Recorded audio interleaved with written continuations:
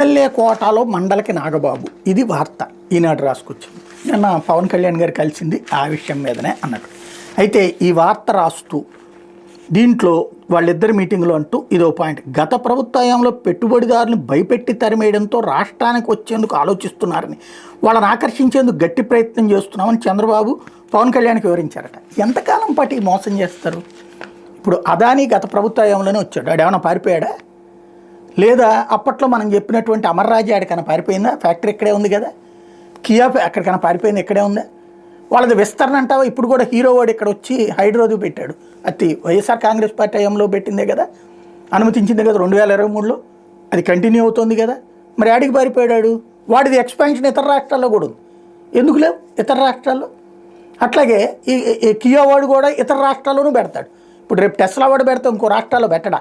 Microsoft వాడు ఇండియాలోనే పెట్టాడా, హైదరాబాద్లోనే పెట్టాడా, ఇతర రాష్ట్రాల్లో లేదా? ప్రాక్టికల్గా ప్రజలను ఒకసారి మోసం చేసేసాం, ఎంతకాలం ఇలాగే మోసం చేస్తూనే ఉంటాం? పారిపోయారంటే దీనివల్ల ప్రయోజనం ఏమైనా ఉందా?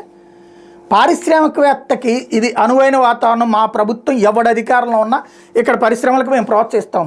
తమిళనాడులో రాజకీయాలు మేము కొట్టుకు వస్తాం, ఇక్కడ పారిశ్రామిక ప్రగతి ఉంటుంది, రండి బాబు అని చెప్తున్నారు వాళ్ళు. కర్ణాటకలో అదే చెప్తున్నారు. అదే సందర్భంలో అక్కడ అందుకనే చక్కగా ఇండస్ట్రీస్ నడుస్తున్నాయి. హైదరాబాద్లో అదే, వాళ్ళకి బీఆర్ఎస్ కాంగ్రెస్ కొట్టుకుంటుంది. పరిశ్రమల జోలికి ఏమైనా పోయారా? వ్యాపారాల జోలికి ఏమైనా పోయారా? ఇట్లాంటి తప్పుడు వార్తలు ఏమైనా రాస్తున్నారా?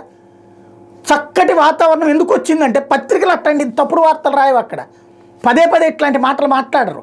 ఇక్కడ మనకి మాత్రమే రోజు విధ్వంసం, లేకపోతే పారిపోయారు, విధ్వంసం, పారిపోయారు. అప్పుడు రేపు పొద్దున ఎవడైనా రావాలంటే ఎందుకు వస్తారు? ఓహో రేపు పొద్దున వస్తే కనుక పోతుంది అనుకుంటా, రేపు వాళ్ళు వచ్చినప్పుడు రావాలన్నా వీళ్ళు వస్తే నాశనం చేస్తారు అనుకుంటా. ఈ వాతావరణం ఎవరు కల్పిస్తున్నారు? ఆంధ్రాన్ని నాశనం చేసే వాతావరణం. ఆంధ్రాకి సంబంధించి ప్రశాంతంగా జరిగిపోయే వ్యవస్థను ఎందుకు నాశనం చేసుకుంటున్నాం? ఆలోచించాల్సి ఉంది.